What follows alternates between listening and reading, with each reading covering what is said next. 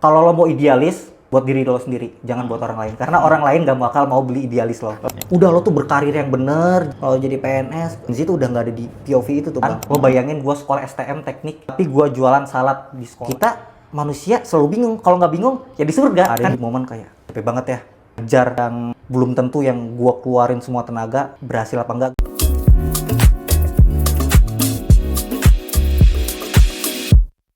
Ki, ya, jadi gue pengen ngobrol-ngobrol aja sih. Thank you banget ya udah datang ke podcast ini. Siap. Gue sebetulnya penasaran aja sih ya sama cara Gen Z untuk nyari pundi-pundi income dan juga menemukan mungkin quarter life crisis. Ya gue penasaran aja, makanya gue pengen nanya ke lo sebagai Gen Z dan yang udah menjalani itu gitu. Tapi sebelum itu, coba deh ceritain dulu lo awalnya gimana, lo tumbuh di mana, di lingkungan apa, dan awalnya aja deh. Oke, ini kan sebenarnya POV dari gue ya, yang kalau historical gue tuh awal tuh gue tuh kalau flashback ke masa-masa zaman sekolah, gue tuh lama di Cilegon sebenarnya. Gue sampai SMP, terus gue tuh tipikal apa ya, orang yang pindah-pindah gitu, ngerasain beberapa sekolah. Jadi selama gue ini gue ngerasain 4 sekolah, lo bayangin. Gue pindah-pindah sekolah dari SMP, SMA sampai gua kuliah. Gua tumbuh gua berarti kalau bisa dibilang sih tumbuh di daerah Sumatera Utara ya. Oke. Karena masa-masa perkembangan gua tuh di Sumatera dari zaman SMA sampai gua lulus kuliah. Oke. Gua ngerasa terbentuk di Sumatera itu menjadi pribadi yang keras ya. Maksudnya keras, struggle dengan hal apapun. Gua sekarang nggak pernah mikir ngerjain ini kayaknya nggak efisien atau gimana. Gua lebih ke hajar aja sih, apa yang lagi ada ya gue sikat gitu. Gue tumbuh di Sumatera Utara menjadi prinsip yang keras gitu ya, apapun itu segmennya. Terus ketika abis itu gue masuk ke fase di mana angkatan gue sebagai Gen Z adalah lulusan COVID. Gue gue kelar kuliah tuh 2020 zaman-zamannya COVID. Iya. Jadi di angkatan gue sendiri, khususnya di Gen Z kayak gua, berperang dengan kondisi yang ketidakpastiannya parah banget, Bang. Oke. Kenapa? Karena kita lulus di zaman Gen Z yang kita tahu sendiri di negara kita sulit banget untuk mendapatkan lapangan pekerjaan. Ditambah lagi COVID, wah gila. Iya. Dan after COVID, kita harus bertempur atau berperang sama orang yang profesional. Lo bayangin, misalkan lo angkatan 80-an, lo udah di masanya udah kerja punya udah profesional. Iya. Kan itu banyak yang dikatin tuh. Iya. Terus gue tumbuh dan keluar di angkatan COVID. Oke. Wah, susah banget buat ngedapetin sebuah pekerjaan. Gue kesana kesini ngelempar ke perusahaan A, B, C, D, gak ada yang nerima. Sampai dimana gue harus balik dari Medan itu ke Cilegon. Oke. Dengan dulu tuh gue sempat ngelakuin, gue tuh sebenarnya cita-cita gue tuh gue pengen buat buku. Buat buku dari dulu tuh. Gue pernah ngejalanin long trip kayak gue pribadi keliling Indonesia buat ngedatengin setiap daerah-daerah gitu. Oke. Gue tuh pengen tahu budaya-budaya yang ada di Indonesia gitu. Oke. Contoh kayak gue ke Aceh, ke daerah Sumbar, terus ke daerah Toba gitu. Gue tuh pengen tahu sih, dan pengen gue luapin di tulisan gitu. Cuman ya karena kondisi finansial dan gue juga as a lelaki gitu ya, harus nyari pekerjaan biar settle dan bisa melanjutkan mimpi gue untuk nulis itu ya. Gue balik ke Cilegon, gue struggle juga di situ, belum ada kerjaan, masih dapat dari nyokap walaupun gak seberapa, dan gue juga udah di titik gue mungkin gue ke nyokap terus kan. Di situ gue nyetusin buat buka kopi, jualan kopi di pinggir jalan, struggle itu. Oke. Gue tuh terbentuk sama keluarga gue tipikal yang gak mau gengsian, Bang. Jadi gue dari SMA itu gue udah ngerasain yang namanya jualan. Lo bayangin gue sekolah STM teknik. Iya. Tapi gue jualan salad di sekolah. Lo bayangin cover. Lo tahu kan cover anak teknik tuh gimana? Iya. Keras yang taunya, apalagi Sumatera gitu. Gue sampai teteh gue bilang, kalau pengen punya income tambahan, coba nih gue buatin salad gue, coba lu jualan di sekolah. Gue ngejalanin itu, bayangin Bang, di sekolah teknik, anak STM, anjing gue jualan salad buah. Gue dari situ mikir, ternyata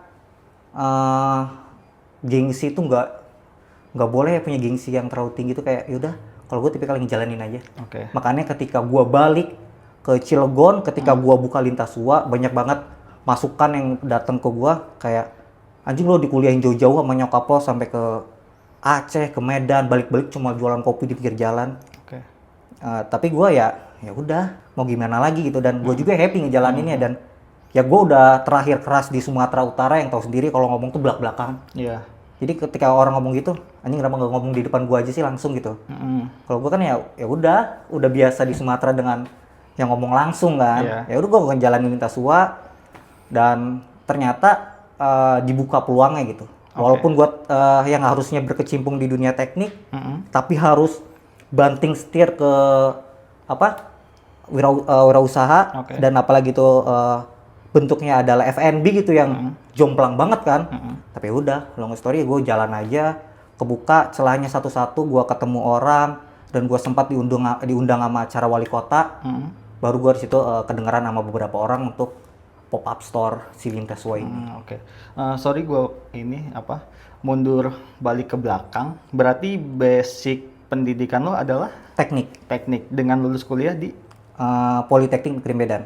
Oh, teknik ya emang basicnya ya. Berarti kan jauh banget ya dari dunia F&B ya. Jauh banget, nggak selaras juga. Dan sih. apalagi ya pas waktu COVID, begitu lo lulus kan emang persaingannya juga udah lebih berat ya. Sangat sama berat. orang-orang yang profesional. Dan ya era COVID ya, semua juga kan industri lagi merasakan berat kan. Benar. Dari situ lo momen untuk pivot tuh ke dunia F&B. Yang waktu itu lo nggak ada expertise di situ dong pastinya. Berarti dimulai dari jualan salad. Iya. Itu di SMK. Iya. Itu posisi udah di Cilegon berarti. Enggak, posisi gue itu di Medan. Oh, masih di Medan, masih SMK. Masih SMK Oh, gue. Oke. Nah, kenapa dari Medan terus lo memutuskan untuk move ke Cilegon? Karena ya gue bingung untuk bertahan di Sumatera Utara dengan kondisi COVID, yang dimana, karena gue mindset gue awalnya gini, kenapa gue balik ke Cilegon, gue pengen nyari peluang di dunia industri, karena kita tahu sendiri Cilegon kan emang dunia industri kan, dan basic gue adalah seorang teknikal kan, gitu. Ya gue paksa balik, ternyata ketika balik ya nggak ada panggilan sama sekali gitu. Oke. At the end lo bermuara di F&B. Bermuara di F&B. Dari awal jualan salad, berarti abis itu lo buka kopi yang bernama Lintas Sua Lintas Sua itu. Oke, boleh ceritain nggak gimana awalnya kebentuk Lintas Sua Kopi dan kenapa kopi gitu pada saat itu? Kenapa kopi? Kalau gua awalnya ya basic seorang ya mahasiswa yang dulu biasa ngopi kesana kesini ketika kuliah, dan di masa itu adalah kopi itu lagi happening banget. Di era COVID itu berjamuran lah coffee shop yang baru muncul. Walaupun era COVID, tapi perkembangan coffee shop itu ya kita tahu sendiri ketika COVID belum tempat baru padahal COVID nih. Iya. Dan gue juga mikir ya udah gue kepengen punya jualan kopi, tapi gue nggak punya modal yang besar banget. Gue punya nih satu Vespa. Jadi si Vespa gue ini dulu pernah nemenin gue semasa kuliah dan nemenin gue ketika trip ke Aceh, ke Sumatera Barat, ke Toba, ke beberapa tempat yang ada di Pulau Sumatera dan Aceh gitu. Dan gue menarik storytelling-nya soal kopi yang dimana Lintas Sua itu ngebawa kopi yang gue bawa sendiri langsung dari petaninya. Dan gue seduh itu menjadi sebuah visual coffee street yang jualan di pinggir jalan, yang kopinya dimana gue ngambil dari petani langsung. Berarti sentimen historikal itu ya yang lo bawa ya? Yang gue tarik tuh itu. Berarti dari Lintas Sua setelah lo sampai diundang wali kota dan lain-lain, setelah dari situ apa? Setelah dari situ gue tadinya pengen ngejalanin one trip lagi, yang gue udah buat beberapa skemanya untuk ngelanjutin trip. Kemarin kan gue historical yang di Lintas Sua adalah Sumatera. Gue tuh pengen ke daerah timur. Karena balik lagi keterbatasan finansial, Bang. Makanya dulu long story, akhirnya ngelihat perkembangan penjualan Lintas Sua juga yang naik sulit, bertahan pun ya syukur gitu. Di situ gue mikir ya jadinya ya tujuan akhirnya adalah tetap finansial gitu. Gue nggak bisa bertahan idealis perkopian yang mana itu segmen adalah menengah ke bawah. Ya gue moving, gue pivot untuk coba ke bisnis yang lain gitu. Dan di situ gue ketemu sama beberapa orang untuk ngebuka salah satu brand gitu. Oh, oke. Dan itu yang ngubah pola pikir gue untuk kalau lo mau idealis, buat diri lo sendiri, jangan buat orang lain. Karena orang lain gak bakal mau beli idealis lo. Iya, iya. Coffee apapun itu ya. Berarti menurut lo idealis sangat tidak realistis untuk sebagian orang yang belum mampu secara ekonomi. Benar. Oh, oke, I see. Nah, dari setelah lo, berarti lo abis dari Lintasua diajakin bikin brand gitu sama orang? Iya, new brand. Itu pun di F&B juga? Di F&B juga. Oh, berarti emang udah tercebur di Cebur di F&B ya? Iya, benar. Oke, oke. Nah, dari untuk mensiasati ya, ditambahkan dunia F&B kan agak-agak sulit ya, quote on quote ya, untuk bermain atau berbisnis di situ. Yang tentunya juga income juga kan naik turun dan lain-lain. Apalagi di era sekarang ya yang ekonomi juga lagi susah. Gimana lo nyiasatin itu untuk bisa tetap survive gitu?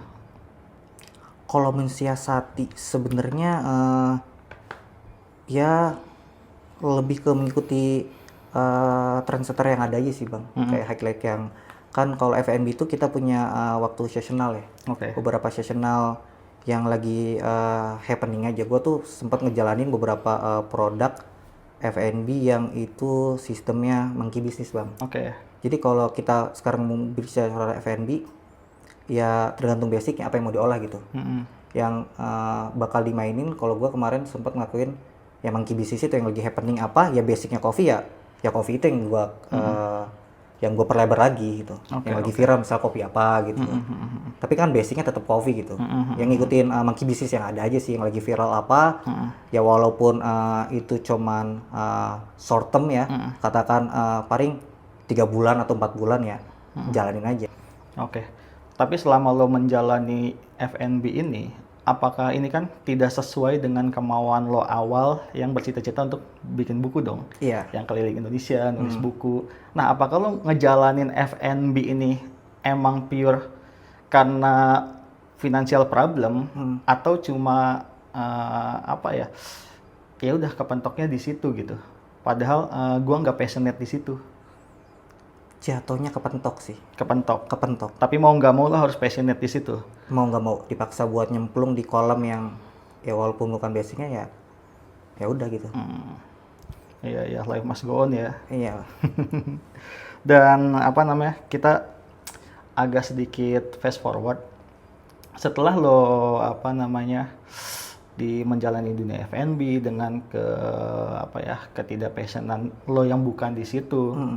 Lo ada ini nggak sih menemukan kayak kadang ya satu titik keresahan kayak kayaknya gue salah ambil jalur deh, kayaknya harusnya gue enggak ada di bidang ini deh, kok gue nyemplungnya ke sini ya, terus udah nyemplung ke sini pun agak struggle juga ya gitu. Terus apa bedanya kalau gue ngejalanin idealis gue gitu yang waktu itu? Ada pernah kepikiran begitu nggak? Semua orang pasti bakal melakukan hal yang ketemu dengan momen seperti itu. Gue juga merasakan lah. Sampai kalau ditanya sampai sekarang, ya gue juga masih sama, masih diambang kebingungan. Pemantiknya? Pemantik yang seperti apa nih? Pemantik, kayaknya emang jalur gue bukan di sini deh. Ada nggak pemantik kayak gitu? Atau emang lo kayak, ya udah deh kayaknya mengikuti arus aja deh, jalan aja deh gitu. Sampai lo percaya suatu saat akan ketemu gongnya nih, akan ketemu momentumnya. Pemantiknya ya pemantik gadis kalau gue long story berjalan aja sih bang, mengikuti alurnya dan gue sekarang menjalanin apa yang bisa dijalanin bang, jadi palu gada. Gue sebenarnya salah ya, jadi gue bukan jadi tipikal yang spesialis di satu segmen gitu, entah itu F&B, entah itu media atau marketing atau lain-lain, tapi gue sekarang ngehantem semua segmen. Lagi rame misalkan lagi happening media sekarang, gue tetap gue ikut terjun juga, tetap gue jalanin, tetap gue lakuin walaupun sedikit demi sedikit. Kayak gue kenapa gue ngejalanin media kemarin, karena ya gue juga di bidang F&B yang itu medianya yang gue awal buat itu selaras sama yang gue jalanin. Gue buat media kayak Kuliner Warung Banten, Yuk Kita Berlibur, dan ada beberapa media yang lain itu. Kalau dibilang kebingungan ya gue kita manusia selalu bingung. Kalau nggak bingung, ya di surga kan? Kata Aldi Taher juga. Oh gitu. Iya nggak sih? Iya sih, bener masuk akal. Nah tapi dari apa namanya, dari situ ya, bukan berarti lo kubur mimpi lo itu dong. Enggak.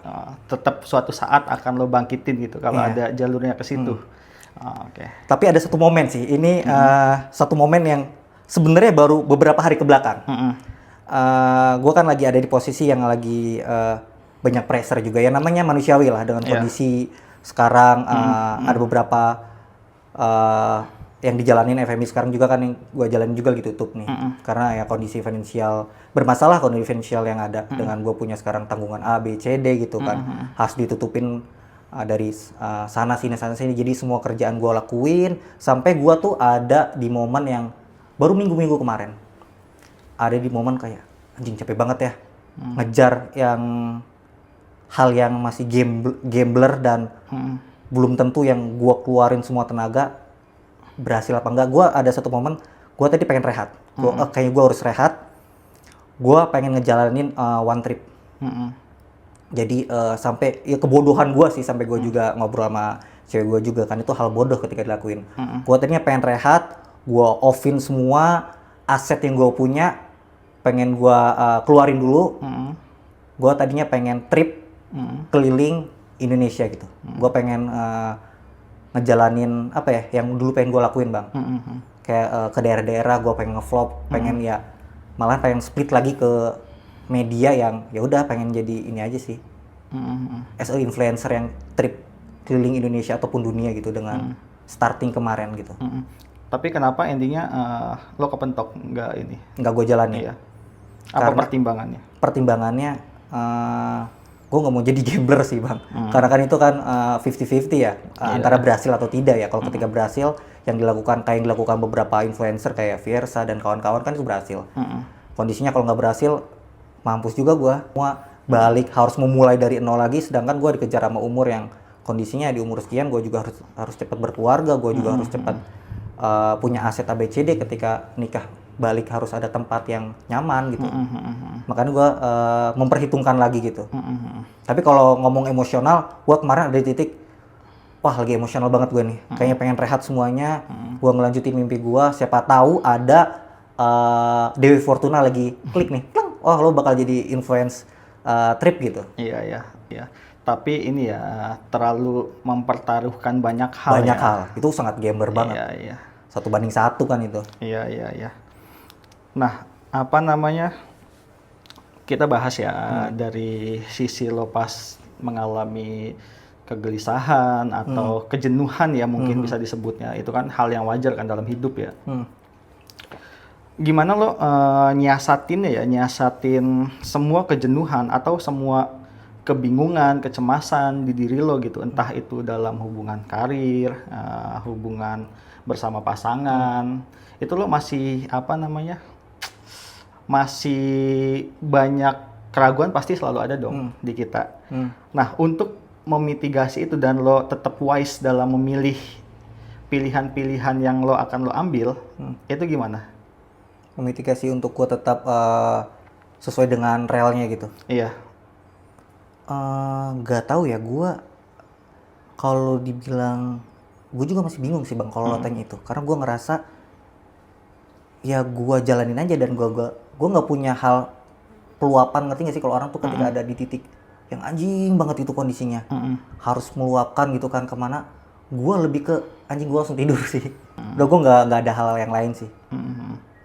Tapi dengan lo menjalani sekarang ya, terjun ke yang F&B yang emang bukan lo di situ, lo justru merasa kehilangan jati diri kah, atau lo emang udah berdamai? Oke deh, kayaknya emang gue di sini deh kayaknya. Gue lebih berdamai aja sih, karena kalau menyalahkan ke belakang terus ya sekarang maksudnya positioningnya mau kemana juga. Kalau menyalahkan juga, mau ditarik ke belakang juga ya relnya nggak sesuai, ya kan nggak bisa kita paksa. Yaudah, ya wes aja gue jalanin.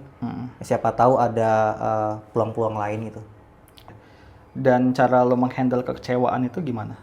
Cara gue menghandle kekecewaan, gue lebih menerima aja sih bang. Gue tuh tipikal orang yang nggak mau mikirin rasa kecewa ataupun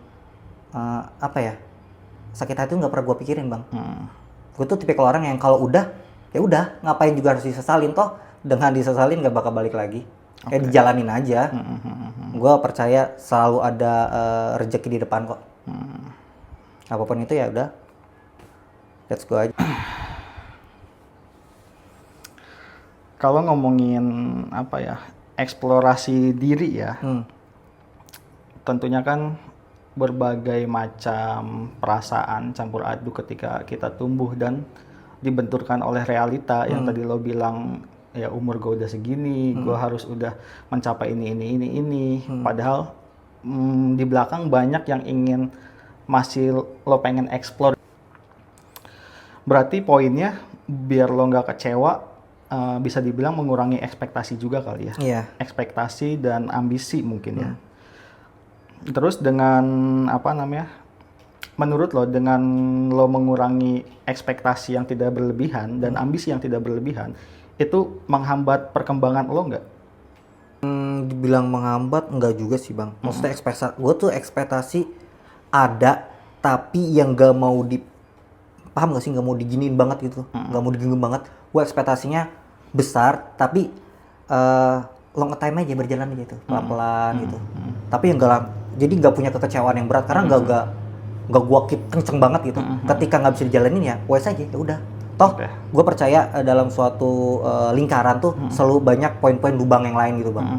Gak harus dari satu ini terus gue pegang erat, gue harus jadi A, gue harus jadi B. Enggak, gue apa yang baik di depan gue jalanin. Oke, berarti lo fleksibel aja. Fleksibel gitu ya? aja. Dan ini kan momen kayak gini ya banyak banget terjadi di para Gen Z ya. Iya. Para Gen Z itu kan kadang mikir nih, saking beratnya hidup atau beban yang dia jalanin, malah mikir kayaknya, daripada gua nabung buat beli rumah, udah deh mending gua beli es matcha deh. Jadi enak, minum seger, dibanding dia diolok-olok seringkali sama generasi di atasnya. Lo nggak bisa beli rumah karena lo nggak pernah nabung, lo duitnya habis buat beli konser gini. Tapi kan Gen Z kadang lebih berdamai kan sama hal itu kan. Benar. Lah apaan, orang generasi lo juga kok yang merusak begini. Nah untuk menurut lo yang hidup di era sekarang dan sebagai Gen Z tentunya, itu gimana pandangan lo? Relate nggak sama hal kayak gitu? Relate sih. Relate. Banyak masalah seperti itu, cuman ya tergantung orangnya juga ya. Kalau itu kan nggak bisa dikatakan satu itu juga bang, satu pola pikir, karena kan setiap orang juga beda. Gen Z juga nggak semua perihal yang lagi happening sekarang ngikutin tren yang lebih sering nongkrong ABCD. Banyak juga kok Gen Z yang udah melek finansial dengan kekhawatirannya. Ya kan tergantung orangnya juga sih bang. Tapi mungkin ini ya yang membedakan mungkin realistisnya aja kali ya. Realistisnya aja. Kadang orang yang udah tahu nih realistisnya, nggak begitu berambisi, malah lebih sering dipermudah ya hidupnya ya. Iya benar. Justru ambisi yang tinggi, ekspektasi yang tinggi, justru kadang sering ngebebanin diri sendiri kan. Jadi kayak, aduh ini kurang berhasil, ini nggak berhasil. Nah mostly yang gue lihat Gen Z itu kayak udah berdamai tuh sama hal itu. Kayak ya udah deh ini nggak berhasil, ya udah deh nggak apa-apa. Yang penting gue besok masih bisa happy, masih bisa nonton konser, beli mie ayam, ya kan? Beli dengan mie yang harganya 50 ribuan. Iya. Semangkuk mie apa tuh yang harganya mahal banget ya, walaupun seharusnya bisa di saving dengan dana segitu kan. Dan di sisi lain Gen Z ini selain dilibatkan oleh beban yang begitu tinggi, tapi daya kreatifnya kan juga tinggi. Jauh lebih tinggi dibanding generasi sebelumnya. Karena mungkin lebih terpapar dengan teknologi kan, di era yang sebelum-sebelumnya. Nah, menurut lo yang yang hidup di generasi Gen Z, apakah emang semua pola pikir fleksibilitas yang lo bilang tadi, yaitu nggak terpaku harus jadi ini, tapi fleksibel aja, itu hal yang lumrah gitu? Kalau kondisi sekarang yang kita lihat di era digitalisasi itu udah hal yang lumrah sih bang. Kalau dulu kan orang, tau nggak sih, banyak orang yang gue pengen harus berkarir ABCD. Kalau POV dari gue ya, kacamata gue sekarang menjadi Gen Z itu udah nggak ada lagi tuh perspektif yang gue harus berkarir ABCD. Kayak enggak deh kalau dari gue. Gue lebih ke ya udah, gue sekarang ngelakuin pekerjaan juga ya secara profesional, dan gue juga terjun di wirausaha juga yang kecil-kecil. Ya apapun itulah, palu gada lah. Gue nggak punya pemikiran yang harus kayak orang-orang apa ya, masukan-masukan dari boomers, ngerti nggak sih bang, kayak udah lo tuh berkarir yang bener, jadi ini positioningnya ini, kalau jadi PNS sekarang tuh kalau POV yang gua pegang ya, kalau Gen Z tuh udah nggak ada di POV itu tuh bang. Gak, ya karir gak harus ngejar karir juga gitu, karena dengan era digitalisasi sekarang ngambil apa namanya, untuk menyetandarkan hidup finansial ternyata nggak harus dari karir juga. Sekarang kita tahu kayak influencer ABCD bisa bandingin sekarang sama orang profesional. Sampai orang profesional di beberapa perusahaan yang gue ketemu kayak, gila ya anak Gen Z sekarang.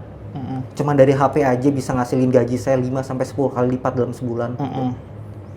Ya itu yang sekarang lagi dirasain di era digitalisasi kacamata gue sebagai Gen Z gitu. Gue nggak khawatir, dan gue yakin dengan perkembangan jaran selalu ada, makanya nggak harus positioning yang harus profesional di ABCD, walaupun ujung-ujung lagi gambler ya. Tapi lo emang tetap punya target apa enggak? Target tetap punya. Tetap punya. Yeah. Tapi mungkin bedanya di generasi lo lebih lumrahnya orang yang punya target tapi menurunkan ekspektasi gitu. Iya benar. Ya sekarang yang keadaannya seperti itu gitu. Dan dituntut harus serba ini ya, harus serba bisa ya. Ya sekarang iyalah, harus serba bisa bang. Tambah lagi sebenarnya kalau kita berbicara soal tadi, balik lagi ya ke belakang, kalau cara berpikir orang kan bakal berkembang dan tumbuh bagaimana di sekelilingnya sih bang. Gue ngerasain, walaupun gue Gen Z ya, gue Gen Z, tapi gue tuh terbentuk di kondisi yang boomers bang. Paham gak sih? Dari tempat gue pekerjaan, dari tempat gue dulu berkembang di Medan. Jadi gue ketika kuliah dan SMK, gue tuh nggak pernah nongkrong sama teman-teman gue yang kalau balik kuliah tuh pada main futsal gitu, atau balik sekolah tuh pada main futsal, pada warnet main point blank lane. Gue tuh nggak, gue malahan lebih sering bergaul sama bapak-bapak yang ada di kedai kopi gitu, kedai kopi Aceh gitu. Jadi sedikit kehilangan hasrat-hasrat pemikiran Gen Z-nya itu tuh bang, yang makanya gue sekarang juga ditambah lagi sekarang posisi gue kerja di lingkungan yang gak ada Gen Z-nya sama sekali, boomer semua yang harus ternyata gue belajar banyak cara pemikiran sebenarnya boomers juga ada bagusnya gitu. Kadang kan sekarang kita banyak ngejudge, wah boomers tuh A B C D, tapi kalau kita lihat ke belakang, boomers itu udah melewati, jadi nggak salah juga sih. Iya. Apa pelajaran yang, karena lo banyak kerja sama para boomers, apa pelajaran yang paling lo bisa ambil dari generasi mereka? Pengalaman sih bang. Pengalaman, kalau mereka selalu mengejarkan semua harus dilakuin secara dari bawah gitu bang, lebih ke operasional dulu. Jangan berpikir, kalau kita Gen Z, gue Gen Z di lingkup boomers yang semua pengen digitalisasi. Ini nih harusnya di tracknya ke sini, biar terarah ABCD, nanti tertimbullah konten bisa digini. Kalau mereka enggak, kalau mereka tuh diajarkan ke gue soal pondasi dasar. Apapun itu, lo harus ketahui dulu isinya tuh apa, jangan kulitnya doang gitu. Gue banyak belajar banget dari angkatan-angkatan boomers untuk sebelum lo berbicara soal A, lo cari dulu dasarnya. Jangan ngomongnya doang ABCD, ketika di lapangan ya nggak tahu apa-apa gitu. Berarti lebih tepatnya lebih ini ya, terstruktur dan memahami dulu gitu. Jadi nggak asal tak-tak ya, gaya Gen Z yang sekarang pengen serba sat-set. Kita juga harus ngelihat cara boomers untuk mengerjakan sebuah project yang harus ya dari dasar, dari pondasi utamanya. Nggak boleh langsung plek kayak gitu, enggak. Nah, ngelihat dari pondasi utama itu kan bisa disimpulkan ya, banyak generasi yang lebih tua begitu menuju keberhasilan, mereka kan lebih tahan lama dan tahan banting dibanding generasi Gen Z atau millennials bahkan seringkali berhasil tapi cepat juga gitu turunnya gitu. Nah, Nah, menurut lo apa yang membedakan itu? balik lagi pondasi dasar. Mereka kalau bisa dibilang filosofi juga, Bang. Mereka tuh memahami hal-hal kecil, Bang.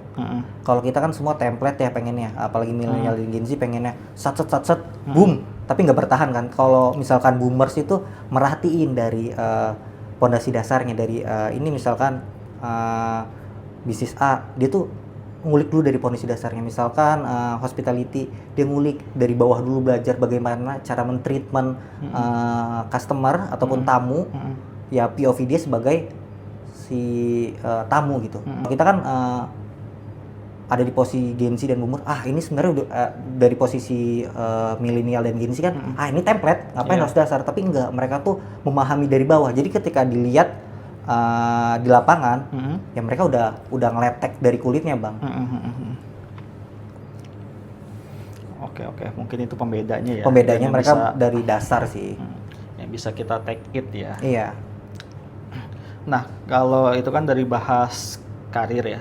Kalau dari kita moving ke ini ya, relationship ya. Iya. Tentunya kan Gen Z di era sekarang banyak suara untuk memilih quote on quote tidak ingin menikah. Iya. Ya kan?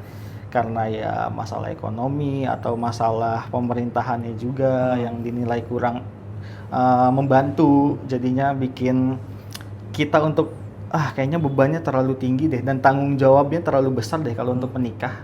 Ya which is itu salah satu tanggung jawab yang bagus gitu loh, punya kesadaran itu. Nah, lo ngelihat itu gimana? Dengan apa?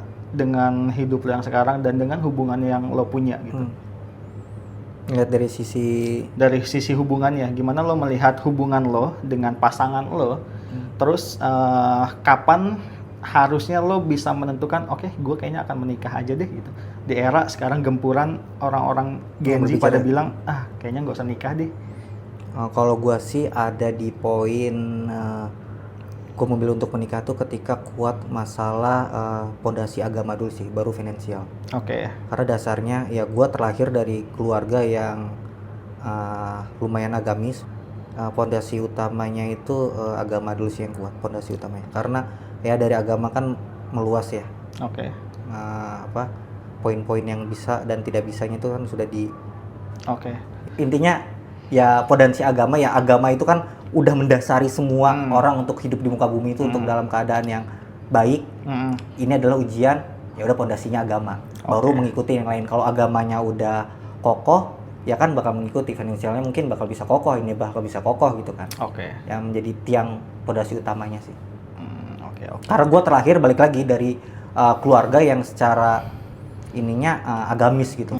Ya which is itu masuk akal juga sebetulnya. Kenapa agama kan ya?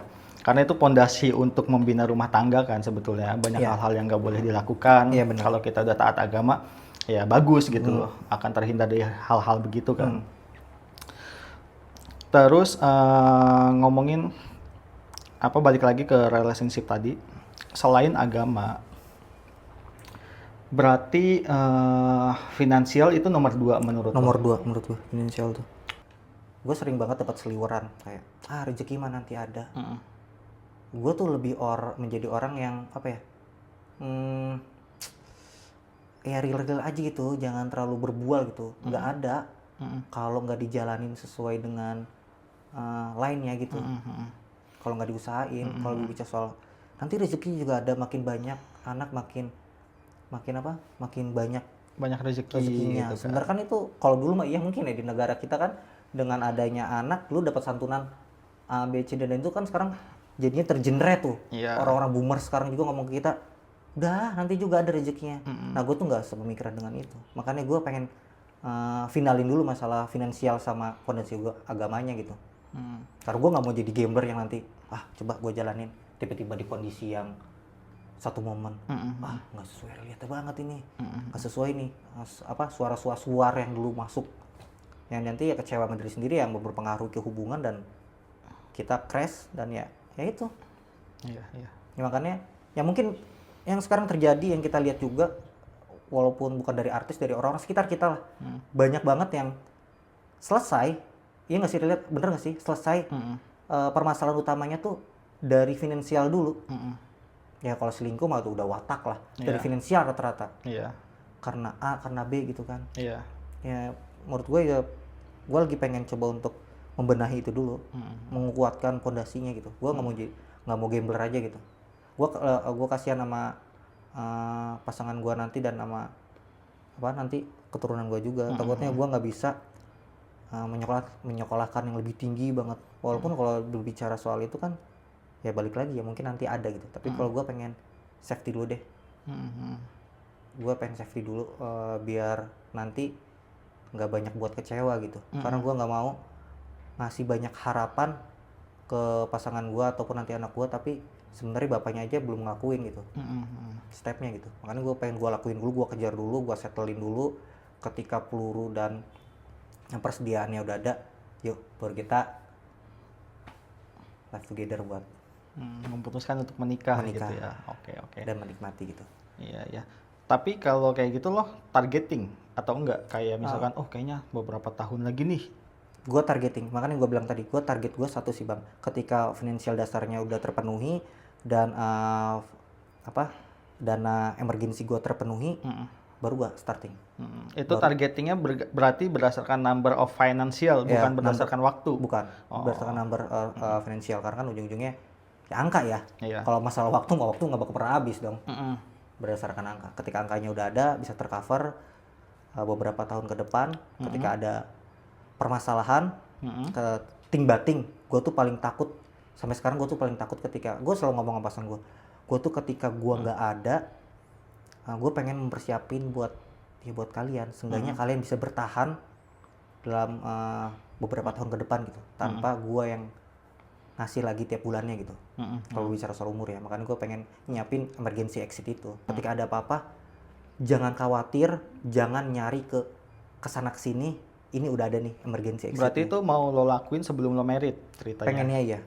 Tapi kalau kayak gitu indikatornya berarti akan susah dong, apa namanya, untuk mencapai suatu goals financial tertentu kan tentunya butuh waktu kan. Butuh waktu. Dan kadang nggak bisa diprediksi juga kan.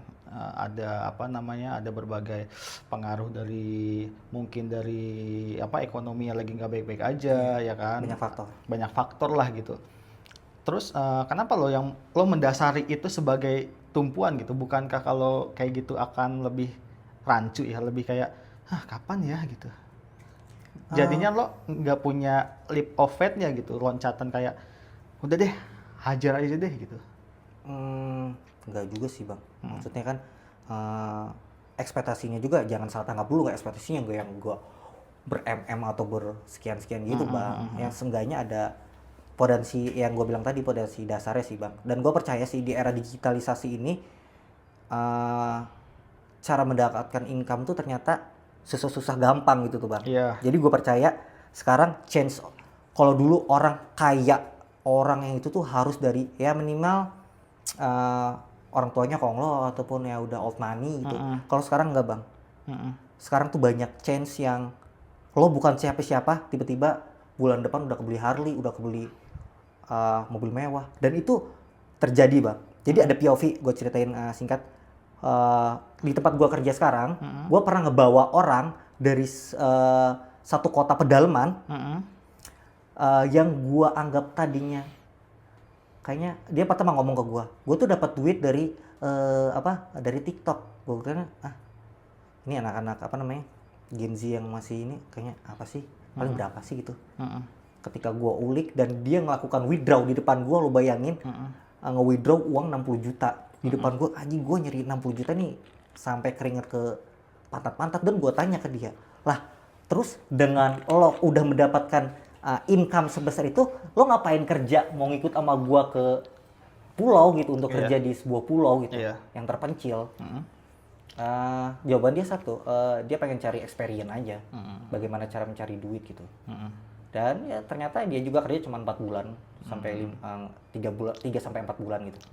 Ternyata balik lagi dan ya udah ada peluang ya. Dan berarti kan chance-nya gak harus dari orang yang keluarga yang udah konglo ataupun punya pewaris gitu kan. Iya, ya lebih banyak kesempatan terbuka ya. Chance-nya banyak banget. Ya kita lihat sendiri dari sekeliling juga banyak yang dia tadinya bukan siapa-siapa ya. Contohnya sekecil yang bareng Raffi Ahmad itu, yang kembarannya. Iya, Kan gua itu nggak tahu namanya lagi. 0 sampai sekian persen kan. Maksudnya kalau dulu mungkin nggak bakal terjadi gitu. Di era digitalisasi sekarang itu bisa terjadi loh, dari Iya, dia iya. jualan somai di pinggir jalan tiba-tiba udah diangkat derajatnya. Jadi banyak chance di era digitalisasi ini yang ya kita ikutin terus gitu. Gue yakin pasti ada bloomingnya tuh, bumpingnya nanti di mana pasti ada ketemu klik dan boomnya sih. Berarti emang pentingnya digital di era sekarang ya, Iya. dan semua orang harus menggunakan digital media sosial dan lain-lain untuk membuka kesempatan yang lebih besar ya. Lebih besar. Oke, Ki, terakhir, gimana pandangan lo, atau kita berandai-andai aja ya, Iya. seandainya lo pada saat itu tidak terjun ke dunia F&B dan strict untuk tetap menjalankan idealis lo atau mimpi lo untuk keliling Indonesia, membuat buku, lo pernah ada bayangan nggak kalau lo ngambil jalur itu, lo sekarang kayak gimana? Kalau bayangan sulit ya bang ya. Kalau gue mikirnya kalau dulu gue ngejalan itu, gue udah rilis buku dan gue buat salah satu film dokumenter kecil sih bang, on trip tentang cara kita melihat Indonesia dari sisi lain. Udah ada di tahap itu ya kalau misalkan lo ngambil jalur itu? Ngambil jalur itu, mungkin gue dapat banyak insight. Oke. Pernah menyesali nggak? Menyesali ya nggak bisa disesalin juga, emang kondisinya dulu nggak ada, gimana mau disesalin itu. Mau misalkan kita balik lagi flashback ke masa lalu, kenapa lo ngejalanin ya kan finansialnya nggak didukung. Gue mau masa dari mana biar itu jalan gitu. Kalau bilang disesalin ya bingung juga gitu, kondisi dulunya nggak ada gitu. Kalau nanyanya sekarang mau dijalanin apa enggak, nah itu yang tadi gue bilang. Gue ada di titik kemarin ada kepengen ngejalanin, cuman gue nggak mau terjun bodoh juga menjadi gambler yang 1:1 gitu, antara berhasil dan tidak gitu. Iya. Oke, Ki, thank you udah mampir ke Siap. podcast ini. Semoga bermanfaat untuk kalian yang nonton. Dadah semuanya.